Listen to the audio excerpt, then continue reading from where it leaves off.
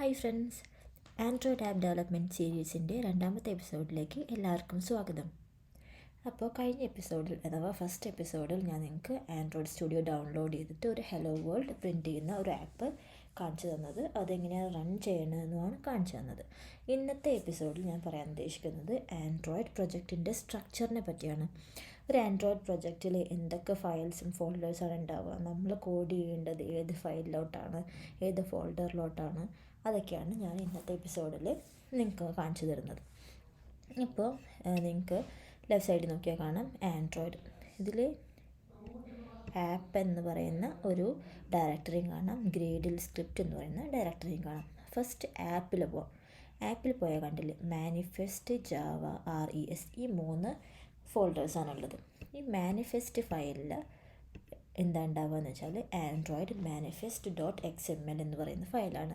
ഈ ഫയലിലാണ് നമ്മൾ ആൻഡ്രോയിഡിൽ നമ്മൾ എഴുതുന്ന എല്ലാ കമ്പോണൻസും, നമ്മൾ യൂസ് ചെയ്യുന്ന എല്ലാ കമ്പോണൻസും, നമ്മുടെ ആപ്പിൻ്റെ പേര്, നമ്മുടെ ഐക്കൺ ഏതാണ്, നമ്മൾ യൂസ് ചെയ്തിട്ടുള്ള തീം ഏതാണ്, നമ്മൾ എഴുതിയിട്ടുള്ള ആക്ടിവിറ്റീസ് ഏതൊക്കെയാണ്, അതൊക്കെയാണ്, എന്തൊക്കെ കമ്പോണൻസ് നമ്മൾ യൂസ് ചെയ്തിട്ടുണ്ടോ അതെല്ലാം നമ്മൾ ഡിക്ലെയർ ചെയ്യുന്ന സ്ഥലമാണ് ആൻഡ്രോയിഡ് മാനിഫെസ്റ്റ്.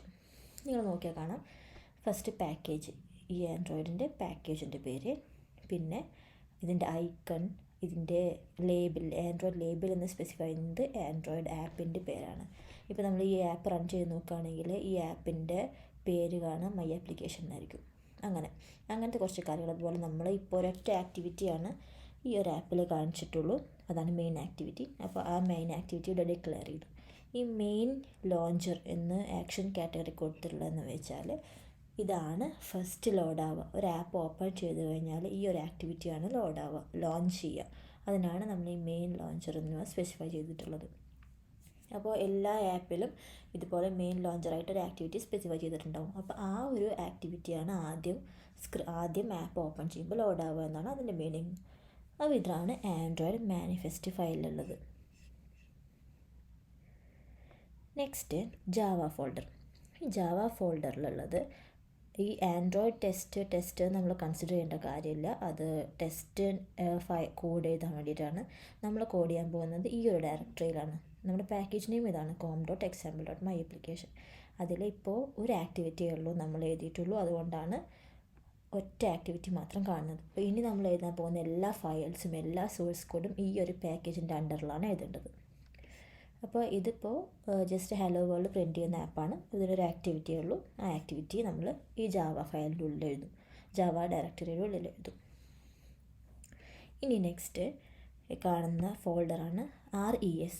ഈ RES ഫോൾഡറിലാണ് നമ്മൾ യൂസ് ചെയ്തിട്ടുള്ള ഇമേജസ് PNG ഫോമാറ്റിലും അതുപോലെ JPG ഫോമാറ്റിലും ഒക്കെയുള്ള ഡ്രോയബിൾ ഇമേജസ്, അതുപോലെ തന്നെ നമ്മൾ യൂസ് ചെയ്യുന്ന സ്ക്രീൻസ് എന്ന് വെച്ചാൽ ലേ ഔട്ട്, നമ്മൾ യൂസ് ചെയ്യുന്ന സ്ട്രിങ്സ്, നമ്മൾ യൂസ് ചെയ്യുന്ന കളേഴ്സ് ഒക്കെ ഡിഫൈൻ ചെയ്യുന്നത് ഈ ഒരു RES എന്ന് പറയുന്ന ഫോൾഡറിലാണ്. അപ്പോൾ ഓരോന്നെടുത്ത് നോക്കാം. First one ഡ്രോയബിൾ.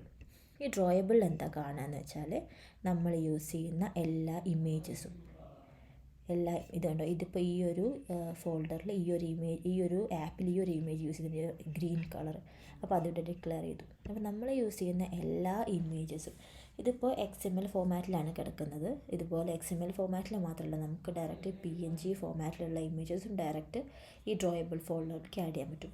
എന്ന് വെച്ചാൽ ഒരു ആപ്പ് എന്തൊക്കെ ഇമേജസ് യൂസ് ചെയ്യുന്നുണ്ടല്ലോ, ബാക്ക്ഗ്രൗണ്ടിന് വരെ ഒരു ഇമേജ് യൂസ് ചെയ്തിരിക്കാം, അല്ലെങ്കിൽ നമ്മളിപ്പോൾ ഒരുപാട് ഇമേജസ് യൂസ് ചെയ്യുമല്ലോ ഓരോ ആപ്പിലും, ആ ഇമേജസ് മൊത്തം ഡിക്ലെയർ ചെയ്യേണ്ടത്, നമ്മൾ ഡ്രാഗ് ചെയ്ത് കൊണ്ടിടേണ്ടത് ഈ ഒരു ഡ്രോയബിൾ ഫോൾഡറിലേക്കാണ്. ഇനി നെക്സ്റ്റ് ലേ ഔട്ട് എന്ന് വെച്ചാൽ നമ്മൾ ഡിഫൈൻ ചെയ്യുന്ന ഓരോ സ്ക്രീൻസും. ഇപ്പോൾ ഈ ഒരു സ്ക്രീന് ഹലോ വേൾഡ് എന്നുള്ള സ്ക്രീനാണ്. ഞാൻ സൈസ് കൂട്ടി കാണിച്ചു തരാം.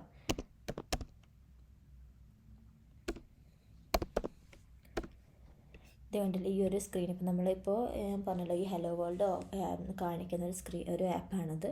അപ്പോൾ ഈ ഒരു സ്ക്രീൻ ഡിഫൈൻ ചെയ്യും. അപ്പോൾ എല്ലാം നമ്മൾ നമ്മൾ എഴുതുന്ന എല്ലാ സ്ക്രീൻസും, നമ്മൾ കാണുന്ന എല്ലാ UI എല്ലാ സ്ക്രീൻസും ഡിക്ലെയർ ചെയ്യേണ്ടത് അല്ലെങ്കിൽ ഡിഫൈൻ ചെയ്യേണ്ടത് ഈ ഒരു ലേ ഔട്ട് എന്ന് പറയുന്ന ഫോൾഡറിലാണ്. ഇവിടെ ഇപ്പോൾ ഒറ്റൊരു XML ഫോൾഡർ, ഒരൊറ്റ സ്ക്രീനേ ഉള്ളൂ, അതുകൊണ്ടാണ് ഒറ്റൊരു ലേ ഔട്ട് കാണുന്നത്, ആക്ടിവിറ്റി മെയിൻ എന്ന് പറയുന്നത്.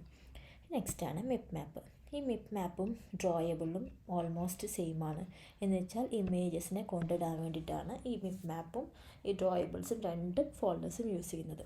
പക്ഷേ ഇത് ആൻഡ്രോയിഡിൻ്റെ ഒരു പ്രിഫറൻസ് വെച്ചിട്ട് മിപ്പ് മാപ്പ് ഫോൾഡറിൽ നമ്മുടെ ആപ്പ് ഐക്കൺസ് ആണ് സേവ് ചെയ്തിട്ടുള്ളത്. മീൻസ് ഡ്രാഗ് ചെയ്തിട്ട് ലൊക്കേറ്റ് ചെയ്യേണ്ടത്. ഡ്രോയബിൾ ഫോൾഡറിൽ ആപ്പ് ഐക്കൺ അല്ലാത്ത ബാക്കി ആപ്പിൽ യൂസ് ചെയ്യേണ്ട എല്ലാ ഐക്കൺസും ഇമേജസും ഡ്രോയബിളിൽ. അതാണ് ഒരു സ്റ്റാൻഡേർഡ്. അതാണ് ആൻഡ്രോയിഡ് പ്രിഫർ ചെയ്യുന്നത്. അപ്പോൾ ഇതിലിപ്പോൾ കണ്ടില്ല, IC ലോഞ്ചറാണ് നമ്മൾ ആപ്പ് ഐക്കണായിട്ട് യൂസ് ചെയ്തിട്ടുള്ളത്. ഈ ആപ്പ് ഓപ്പൺ ചെയ്ത് കഴിഞ്ഞാൽ ഈ ഒരു ഐക്കണാണ് അതിൻ്റെ ആപ്പ് ഐക്കണായിട്ട് നമുക്ക് കാണാൻ പറ്റുക. നമ്മൾ ഇപ്പോൾ ഒരു ആപ്പ് ഒരു ഫോണിൽ ഇൻസ്റ്റാൾ ചെയ്ത് കഴിഞ്ഞാൽ അതിൻ്റെ ആപ്പിൻ്റെ ഐക്കൺ ഇതായിരിക്കും. അതാണ് IC ലോഞ്ചർ എന്നുള്ള പേരിലാണ് നമ്മളിത് ഡിഫൈൻ ചെയ്തിട്ടുള്ളത്. അപ്പോൾ നമ്മളിവിടെ കണ്ടോ, ഈ ആൻഡ്രോയിഡ് മാനിഫെസ്റ്റിൽ നമ്മൾ ഐക്കൺ സ്പെസിഫൈ ചെയ്തിട്ടുണ്ടോ, IC ലോഞ്ചർ @മിപ്പ് മാപ്പ് IC ലോഞ്ചർ എന്ന് വെച്ചാൽ മിപ്പ് മാപ്പ് ഫോൾഡറിൽ IC ലോഞ്ചർ എന്ന് പറയുന്ന അസറ്റാണ് നമ്മൾ ഐക്കണാക്കി കൊടുത്തിട്ടുള്ളത്. അതാണ് IC ലോഞ്ചർ. കണ്ടോ, ഇതായിരിക്കും നമ്മൾ ഈ ആപ്പ് ഓപ്പൺ ചെയ്യുമ്പോൾ കിട്ടുക, ആപ്പ് ഐക്കണായിട്ട് കിട്ടുക. അതുപോലെ IC ലോഞ്ചർ റൗണ്ട് എന്ന് വെച്ചാൽ റൗണ്ട് ബാക്ക്ഗ്രൗണ്ടിലുള്ളത്, അങ്ങനത്തെ അത് സപ്പോർട്ട് ചെയ്യുന്ന ആൻഡ്രോയിഡ് ഡിവൈസസിന് വേണ്ടിയിട്ട്. ഇനി നിങ്ങൾ ശ്രദ്ധിച്ചാൽ വേറൊരു പോയിൻ്റ് കാണാം, HDPI MDPI XHDPI അങ്ങനെ.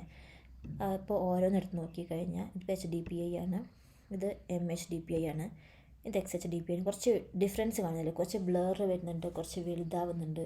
അപ്പോൾ ഇതെന്തിനാണെന്ന് വെച്ചാൽ നിങ്ങൾക്കറിയാം, ആൻഡ്രോയിഡ് ഡിവൈസ് എന്ന് പറഞ്ഞാൽ എല്ലാം ഒരു റെസൊല്യൂഷൻ അല്ല. എല്ലാ ആൻഡ്രോയിഡ് ഡിവൈസിൻ്റെ സ്ക്രീൻ സൈസും ഒരു റെസൊല്യൂഷൻ അല്ല. ഓരോ ഡിഫറെൻറ്റ് നമ്പർ ഓഫ് പിക്സൽസ് ആണ് ഓരോ സ്ക്രീൻ സൈസിൻ്റെ റെസൊല്യൂഷൻ കൂട്ടിയും കുറച്ചും ഇരിക്കുന്നത്. അപ്പോൾ ഓരോ ഇപ്പോൾ ഈ DPI എന്ന് വെച്ചാൽ ഡോട്ട്സ് പെർ ഇഞ്ച് എന്നാണ് അതിൻ്റെ full form. Dots means pixels. അപ്പോൾ ഒരു ആൻഡ്രോയിഡ് ഡിവൈസിൻ്റെ സ്ക്രീൻ ഇരിക്കുന്നത് പിക്സൽസ് വെച്ചിട്ടാണ്. അപ്പോൾ ഈ പിക്സൽസ് ചില സ്ക്രീൻസിന് ഹൈ റെസൊല്യൂഷൻ ആയിരിക്കും, അപ്പോൾ പിക്സൽസ് അത്രയും കൂടുതലായിരിക്കും പെർ ഇഞ്ച്. അതുപോലെ ചില ഡിവൈസിന് റെസൊല്യൂഷൻ കുറവായിരിക്കും. അപ്പോൾ ഓരോ ഡിവൈസിനും ഇപ്പോൾ നമ്മൾ ഒറ്റൊരു IC ലോഞ്ചർ എന്ന പേരിൽ ഒരു ഇമേജ് ഇടുകയാണെങ്കിൽ അത് ഡിഫറെൻറ്റ് ആൻഡ്രോയിഡ് ഡിവൈസിനും ഡിഫറെൻ്റ് ആയിട്ടായിരിക്കും ആക്ട് ചെയ്യുക. ചിലപ്പോൾ ചില ഡിവൈസിന് അത് കറക്റ്റായിട്ട് കിട്ടും, ചില ഡിവൈസിന് അത് ബ്ലറായിരിക്കും, ചില ഡിവൈസിന് അത് ലാർജ് ആയിരിക്കും. അപ്പോൾ അങ്ങനെ കുറച്ച് പ്രോബ്ലംസ് ഉണ്ടാവും. അതുകൊണ്ട് ഇതിപ്പോൾ നമ്മളിങ്ങനെ ഓരോ ഇപ്പോൾ ഒരു PNG ഒരു ഇമേജിനെ ഇതുപോലെ HDPI MDPI അങ്ങനെ XXX HDPI വരെ നമ്മൾ ഡിഫൈൻ ചെയ്തിട്ട് അങ്ങനത്തെ അസറ്റ്സാണ് നമ്മൾ ഇവിടേക്ക് ആഡ് ചെയ്യേണ്ടത്. അപ്പോൾ എന്ന് വെച്ചാൽ ആൻഡ്രോയിഡ് OS തന്നെ കറക്റ്റ് ആൻഡ്രോയിഡ് ഡിവൈസ്, നമ്മളിപ്പോൾ ഏത് ആൻഡ്രോയിഡ് ഡിവൈസിലാണ് ഈ ആപ്പ് റൺ ചെയ്യുന്നത് അതിന് സ്യൂട്ടായിട്ട് അതിൻ്റെ ഡെൻസിറ്റിക്ക് അനുസരിച്ച് അതിൻ്റെ റെസൊല്യൂഷൻ അനുസരിച്ചിട്ട് ഇതിലേത് ഡിവൈസാണ് ഏത് ഡ്രോയബിളാണ് മാച്ച് ആവുക എന്ന് വെച്ചാൽ അതെടുത്തോളും. മനസ്സിലായോ? അതാണ് ഈ DPI different same launcher same asset തന്നെ ഡിഫറെൻറ്റ് ആയിട്ട് ഡിക്ലെയർ ചെയ്യാനുള്ള കാരണം. എന്ന് വെച്ചാൽ എല്ലാ ഡിവൈസിനും ഒരൊറ്റ അസറ്റ് ഇട്ടിട്ട് നമുക്ക് കാര്യമില്ല. അതിന് അതിന് ഫിറ്റായ ബ്ലർ ആവാത്ത ഒരു ഇമേജ് വേണം കിട്ടാൻ. അതിന് വേണ്ടിയിട്ട് നമ്മൾ HDPI MDPI XXX HDPI XXX HDPI വരെ നമ്മൾ ഡ്രോയബിൾസ് ക്രിയേറ്റ് ചെയ്തിട്ട് വേണം ഇടാൻ വേണ്ടിയിട്ട്. പിന്നെ ആൻഡ്രോയിഡ് OS നോക്കിക്കോളും ഏതിനാ സ്യൂട്ട് ആവണമെന്ന് വെച്ചാൽ അത് കറക്റ്റ് ലോഡ് ആയിക്കോളും. അതാണ് ഈ HDPIക്ക് ഉദ്ദേശിക്കുന്നത്. അപ്പോൾ ഈ മിപ്പ് മാപ്പും ഡ്രോയബിളും സെയിം യൂസ് തന്നെയാണ്, അസറ്റ്സ് ആഡ് ചെയ്യാൻ തന്നെയാണ്, മീൻസ് ഇമേജസ് ആഡ് ചെയ്യാനാണ്. പക്ഷേ നമ്മൾ മിപ്പ് മാപ്പിൽ ആഡ് ചെയ്യേണ്ടത് ആപ്പ് ഐക്കൺസും, അതല്ലാത്ത ആപ്പ് ഐക്കൺ അല്ലാത്ത എല്ലാ ഇമേജും ആപ്പിൽ യൂസ് ചെയ്തിട്ടുള്ള എല്ലാ ഇമേജും ആഡ് ചെയ്യേണ്ടത് ഡ്രോയബിൾ ഫോൾഡറിലുമാണ്. അപ്പോൾ നെക്സ്റ്റ് ഡയറക്ടറിയാണ് കളേഴ്സ്. ഈ കളേഴ്സിൽ നമ്മൾ കൊടുക്കേണ്ടത്, ഇപ്പോൾ നമ്മൾ ഒരു കളർ നമുക്ക് സ്പെസിഫൈ ചെയ്യണം എന്നുണ്ടെങ്കിൽ നമ്മൾ ഹെക്സ് കോഡാണ്, അതിൻ്റെ ഹെക്സാഡെസിമൽ വാല്യൂ ആണ് നമ്മളിവിടെ സ്ട്രിങ് ആയിട്ട് എഴുതേണ്ടത് ഈ ആൻഡ്രോയിഡിൽ. അപ്പോൾ ഇപ്പോൾ നമുക്ക് ബ്ലാക്കിന് നമുക്കറിയാം #000000 ആണ്, വൈറ്റിന് #FFFFF ആണ്.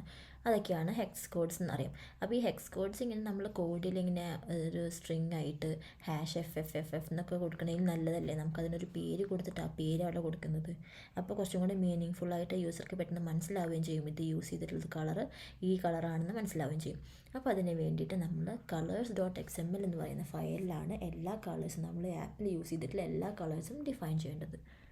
എന്നിട്ടിപ്പോൾ ഇതിൻ്റെ പേര് വെച്ചിട്ട് നമുക്ക് കോഡിൽ എഴുതിയാൽ മതി. അതിലാണ് ഈ colors.xml. Next strings.xml. ഈ colors.xml പോലെ തന്നെ നമ്മളിപ്പോൾ ആപ്പിൽ എന്തെങ്കിലുമൊക്കെ ഒരു സ്ട്രിങ് കാണിക്കണം, ഒരു വേർഡ്സ് കാണിക്കണമെന്നുണ്ടെങ്കിൽ ആ വേർഡ് ചുമ്മാ ഡയറക്റ്റ് പോയിട്ട് ഒരു ഡബിൾ കോട്ട് ഇട്ടിട്ട് കോഡിൽ എഴുതുന്നതിന് പകരം അതിനൊരു പേരിട്ടിട്ട് ആ പേര് കാണിക്കുക അവിടെ. കളേഴ്സിൻ്റെ സെയിം യൂസ് തന്നെ. ഇപ്പോൾ ഇത് കണ്ടോ, ആപ്പ് നെയിം എന്ന് പറഞ്ഞിട്ടാണ് മൈ ആപ്ലിക്കേഷൻ കൊടുത്തിട്ടുള്ളത്. അപ്പോൾ നമുക്ക് ഈ മൈ ആപ്ലിക്കേഷൻ എവിടെയൊക്കെ പ്രിൻ്റ് ചെയ്യിക്കണോ ആ സ്ഥലത്തൊക്കെ ഈ ആപ്പ് നെയിം എന്ന് കൊടുത്താൽ മതി. അപ്പോൾ കുറച്ചും കൂടി മീനിങ് ഫുൾ ആവും ചെയ്തു. അതിന് വേണ്ടിയിട്ടാണ് സ്ട്രിങ്സ് നമ്മൾ യൂസ് ചെയ്തിട്ടുള്ള എല്ലാ ആപ്പിൻ്റെ ത്രൂ ഔട്ട് യൂസ് ചെയ്തിട്ടുള്ള എല്ലാ സ്ട്രിങ്സുമാണ് ഈ ഒരു ഫയലിലുണ്ടാവുക. നെക്സ്റ്റ് തീംസ് വെച്ചാൽ നമ്മൾ ആൻഡ്രോയിഡ് ആപ്പിൽ യൂസ് ചെയ്യുന്ന തീം, അതാണ് ഈ ഫയൽസിലുണ്ടാവുക. എന്ന് വെച്ചാൽ എങ്ങനെ സ്റ്റാറ്റസ് ബാറിൻ്റെ കളർ എങ്ങനെ ഇരിക്കണം, അങ്ങനത്തെ കുറച്ച് കാര്യങ്ങൾ. അപ്പോൾ ഇതാണ് ഈ ആപ്പ് എന്ന് പറയുന്ന ഡയറക്ടറിയിലുള്ളത്. നെക്സ്റ്റ് ഡയറക്ടറിയാണ് ഗ്രാഡിൽ. ഈ ഗ്രാഡിൽ എന്ന് വെച്ചാൽ നമ്മളിപ്പോൾ ജാവയിൽ എഴുതിയാലും കോട്ട്ലിനിൽ എഴുതിയാലും എപ്പോഴും ഇത് കമ്പൈൽ ചെയ്തിട്ട് ഒരു APK ഫയലാണ് ഉണ്ടാവുക. ഇപ്പോൾ നിങ്ങൾ ശ്രദ്ധിച്ചിട്ടുണ്ടാവും, നമ്മൾ പ്ലേ സ്റ്റോറിലല്ലാതെ ഡൗൺലോഡ് ചെയ്യുമ്പോൾ നമ്മളൊരു എക്സ്റ്റേണൽ സോഴ്സിൽ നിന്ന് ഒരു ആപ്പ് ഡൗൺലോഡ് ചെയ്യുമ്പോൾ അത് APK ഫോർമാറ്റിലായിരിക്കും. എന്ന് വെച്ചാൽ ഈ നമ്മളിപ്പോൾ എഴുതുന്ന ആൻഡ്രോയിഡ് ആപ്പിൻ്റെ കോഡ് ഇപ്പോൾ ജാവയിൽ എഴുതാം, കോട്ട്ലിനിൽ എഴുതാം, എന്തിലൊക്കെ എഴുതിയാലും എല്ലാ ഫയൽസും കമ്പൈൽ ചെയ്തിട്ട് APK ആണ് നമ്മൾ ബിൽഡ് ചെയ്യുക. ആ APK ബിൽഡ് ചെയ്യാൻ സഹായിക്കുന്ന ഫയലിനാണ് ഗ്രേഡിൽ ഫയൽസ്. 2 ടൈപ്പ് ഉണ്ട്. ഒന്ന് ഈ പ്രൊജക്റ്റ് ത്രൂ ഔട്ട് ഉള്ള കോൺഫിഗറേഷൻ, പ്രൊജക്റ്റിൻ്റെ ത്രൂ ഔട്ട് കോൺഫിഗറേഷൻ എഴുതിയിട്ടുള്ളത് build.gradle ഫയൽ. പിന്നെ ഈ ആപ്പിൻ്റെ സ്പെസിഫിക്കേഷൻ വരുന്ന build.gradle ഫയൽ. അപ്പോൾ ഈ പ്രൊജക്റ്റിൻ്റെ ത്രൂ ഔട്ട് build.gradle ഫയലിൽ എന്തൊക്കെ എഴുതേണ്ടതെന്ന് വെച്ചാൽ നമ്മൾ യൂസ് ചെയ്തിട്ടുള്ള കോട്ട്ലിൻ്റെ വേർഷൻ, അതുപോലെ ഏതൊക്കെ റെപ്പോസിറ്ററീസ് യൂസ് ചെയ്തിട്ടുണ്ട്, ഏതൊക്കെ പബ്ലിക് ലൈബ്രറീസ് യൂസ് ചെയ്തിട്ടുണ്ട്, അതൊക്കെയാണ് ഈ പ്രൊജക്റ്റ് ത്രൂ ഔട്ടുള്ള കോൺഫിഗറേഷൻസ് മൊത്തം ആണ് ഇതിലുണ്ടാവുക, ഈ ഒരു build.gradle-ലുണ്ടാവുക. ഇതിപ്പോൾ ഡീഫോൾട്ടായിട്ട് നമുക്ക് കാണുന്ന ഒരു build.gradle-ലാണ്. ഇതിൽ നമുക്ക് എക്സ്ട്രാ എന്തെങ്കിലുമൊക്കെ ആവശ്യം വരുമ്പോൾ ആഡ് ചെയ്യാം. എന്തെങ്കിലും നമ്മൾ റെപ്പോസിറ്ററീസ് ഒക്കെ യൂസ് ചെയ്യുമ്പോൾ നമ്മൾ ഇവിടെ ഡിക്ലെയർ ചെയ്യാം. ഇനിയിപ്പോൾ അതല്ലാണ്ട് നെക്സ്റ്റ് ഒരു build.gradle-ലാണ് ആപ്പിൻ്റെ. ഈ ആപ്പിൻ്റെ സ്പെസിഫിക് ആയിട്ട് മാത്രമുള്ള ഒരുപാട് കോൺഫിഗറേഷൻസ് ഉണ്ട്. അതിലൊന്നാണ് കമ്പൈൽ SDK വേർഷൻ. എന്ന് വെച്ചാൽ ഈ ഒരു ആപ്പ് ഏത് ആൻഡ്രോയിഡ് OS വേർഷൻ്റെ എഗെയിൻസ്റ്റാണ് കമ്പൈൽ ചെയ്യുന്നത്, അതാണ് ഇവിടെ കൊടുക്കേണ്ടത്. ഈ SDK വേർഷനും API ലെവലും സെയിമാണ്. API ലെവൽ എന്ന് വെച്ചാൽ ഓരോ OSനും എന്ന് വെച്ചാൽ കിറ്റ്കാറ്റ്, ജെല്ലി ബീൻ, മാഷ്മെല്ലോ ഓരോന്നിനും അതിൻ്റെ കറസ്പോണ്ടിങ് ആയിട്ടുള്ള ഓരോ API ലെവലുണ്ടാവും. ആ API ലെവലിൻ്റെ നമ്പറാണ് ഇത്. അപ്പോൾ ഈ കമ്പൈൽ SDK വേർഷൻ 31 ഉദ്ദേശിക്കുന്നത് API 11.31 എഗെയിൻസ്റ്റാണ് ഈ ഒരു ആപ്പ് കമ്പൈൽ ചെയ്തിട്ടുള്ളത്. എന്ന് വെച്ചാൽ ഈ ആപ്പ് നമുക്ക് ഇതിപ്പോൾ 28 ആണെന്ന് വിചാരിക്കുക, API കമ്പൈൽ SDK വേർഷൻ 28 ആണെന്നുണ്ടെങ്കിൽ ഈ ഒരു ആപ്പിൽ 29+ ഉള്ള API ലെവൽസിൻ്റെ ആൻഡ്രോയിഡ് ഫീച്ചേഴ്സ് ഒന്നും ഈ ആപ്പിൽ നമുക്ക് റൺ ചെയ്യാൻ പറ്റില്ല, അല്ലെങ്കിൽ എഴുതാൻ പറ്റില്ല, അത് എറർ അടിക്കും. എന്ന് വെച്ചാൽ കമ്പൈൽ SDK വേർഷൻ്റെയും അതിന് താഴെയുള്ള API ലെവൽസിൽ മാത്രമേ നമുക്ക് അതിൻ്റെ ഫീച്ചേഴ്സ് മാത്രമേ നമുക്ക് ഈ ആപ്പിൽ യൂസ് ചെയ്യാൻ പാടുള്ളൂ. അങ്ങനെ അതാണ് കമ്പൈൽ SDK വേർഷൻ. നെക്സ്റ്റ് വേറൊരു ഇമ്പോർട്ടൻറ്റ് കാര്യം മിനിമം SDK വേർഷനാണ്. മിനിമം SDK വേർഷൻ എന്ന് വെച്ച് കഴിഞ്ഞാൽ ഏറ്റവും മിനിമം ഈ ആപ്പ് റൺ ചെയ്യാൻ പറ്റുന്ന ഏറ്റവും മിനിമം API ലെവൽ അല്ലെങ്കിൽ SDK വേർഷൻ, അതാണിത്. ടാർഗറ്റ് SDK വേർഷൻ എന്ന് വെച്ചാൽ ഈ ആപ്പ് നമ്മൾ ടെസ്റ്റ് ചെയ്യുന്ന SDK വേർഷൻ. ഇപ്പോൾ ഒരു ബൈ ഡീഫോൾട്ട് പറയുകയാണെങ്കിൽ മിനിമം SDK വേർഷൻ എപ്പോഴും ടാർഗറ്റ് SDK വേർഷനേക്കാളും കുറവായിരിക്കണം. കമ്പൈൽ SDK വേർഷൻ എപ്പോഴും ഈ മിനിമത്തിനേക്കാളും ടാർഗറ്റിനേക്കാളും കൂടുതലായിരിക്കണം. അല്ലെങ്കിൽ ടാർഗറ്റ് എസ് ഡി കെ വേർഷനും കമ്പൈൽ എസ് ഡി കെ വേർഷനും സെയിം ആയാലും കുഴപ്പമില്ല. എപ്പോഴും ഈ കമ്പൈൽ എസ് ഡി കെ വേർഷനാണ് എപ്പോഴും ഹൈ ആയിട്ട് നിൽക്കേണ്ടത്. എന്നുവെച്ചാൽ ഈ compile S D K version നമ്മളിപ്പോൾ ഒരു നമ്പർ കൊടുക്കുകയാണെങ്കിൽ അതിന് മേലേക്കുള്ള API ലെവൽസിൻ്റെ അല്ലെങ്കിൽ ആൻഡ്രോയിഡ് OS വേർഷൻസിൻ്റെ ഫീച്ചേഴ്സ് ഒന്നും നമുക്ക് ഈ ഒരു ആപ്പിൽ യൂസ് ചെയ്യാൻ പറ്റില്ല. അപ്പോൾ ഇപ്പോഴും നമ്മൾ ടോപ്പ് API ലെവൽ നമ്മൾ ഏത് OS വേർഷനെ ടാർഗറ്റ് ചെയ്തിട്ടാണോ ഏത് വരെയുള്ള OS വേർഷൻ ടാർഗറ്റ് ചെയ്തിട്ടാണോ നമ്മൾ ഈ ആപ്പ് ബിൽഡ് ചെയ്യുന്നത്, ആ ടോപ്പ് ലെവലുള്ള OS വേർഷൻ്റെ API ലെവലാണ് നമ്മൾ കമ്പൈൽ SDK വേർഷനായിട്ട് കൊടുക്കേണ്ടത്. അപ്പോൾ അതൊക്കെയാണ് ഈ ഒരു build.gradle ആപ്പിൻ്റെ ഉള്ളിൽ വരുന്നത്. പിന്നെ അതുകൂടാതെ ഇതിലേതൊക്കെ ലൈബ്രറീസ് യൂസ് ചെയ്ത് നമ്മളിപ്പോൾ എക്സ്റ്റേണൽ ഈ ആൻഡ്രോയിഡ് തരുന്ന ഫീച്ചേഴ്സ് മാത്രമല്ല, ഇതല്ലാതെ നമ്മൾ എക്സ്റ്റേണലായിട്ട് നമ്മൾ ഒരുപാട് ലൈബ്രറീസ് നമുക്ക് യൂസ് ചെയ്യേണ്ടി വരും. കുറച്ചും കൂടി ബെറ്റർ പെർഫോമൻസിനും കുറച്ചും കൂടി ബെറ്ററായിട്ട് ഈസി ആയിട്ട് കോഡ് ഹാൻഡിൽ ചെയ്യാനൊക്കെ വേണ്ടിയിട്ട്. അപ്പോൾ അങ്ങനത്തെ ഡിപ്പെൻഡൻസീസ് മൊത്തം ഇതാണ് ഈ build.gradle. അപ്പോൾ ഇതൊക്കെയാണ് മെയിനായിട്ടുള്ള ആൻഡ്രോയിഡ് പ്രൊജക്റ്റിൻ്റെ സ്ട്രക്ചർ. ഇപ്പം ഞാൻ ഈ പറഞ്ഞ കാര്യങ്ങളാണ് നിങ്ങൾക്കൊരു ആൻഡ്രോയിഡ് ആപ്പ് ഡെവലപ്പ് ചെയ്യാൻ വേണ്ടിയിട്ട് നിങ്ങൾ മനസ്സിലാക്കിയിരിക്കേണ്ട കുറച്ച് ഫോൾഡേഴ്സാണ് ഞാനിപ്പോൾ പറഞ്ഞത്. അപ്പോൾ ഈ വീഡിയോ നിങ്ങൾക്ക് എല്ലാവർക്കും ഇഷ്ടമായെന്ന് വിചാരിക്കുന്നു. നിങ്ങൾക്ക് അങ്ങനെ ഹെൽപ്ഫുള്ളായിട്ട് തോന്നിയിട്ടുണ്ടെങ്കിൽ ഈ ആപ്പ് ഡെവലപ്മെൻറ്റിൻ്റെ സീരീസ് മുഴുവൻ കാണാൻ ശ്രമിക്കുക. ഇതിപ്പോൾ 2 എപ്പിസോഡേ ഞാൻ അപ്ലോഡ് ചെയ്തിട്ടുള്ളൂ. ഇനി കൂടുതൽ എപ്പിസോഡ് വരും ദിവസങ്ങളിൽ പ്രതീക്ഷിക്കാം. അപ്പോൾ നിങ്ങൾക്ക് ഇത് ഹെൽപ്ഫുള്ളായി തോന്നിയെങ്കിൽ എൻ്റെ ചാനൽ ദയവേത് സബ്സ്ക്രൈബ് ചെയ്യാം. Thank you.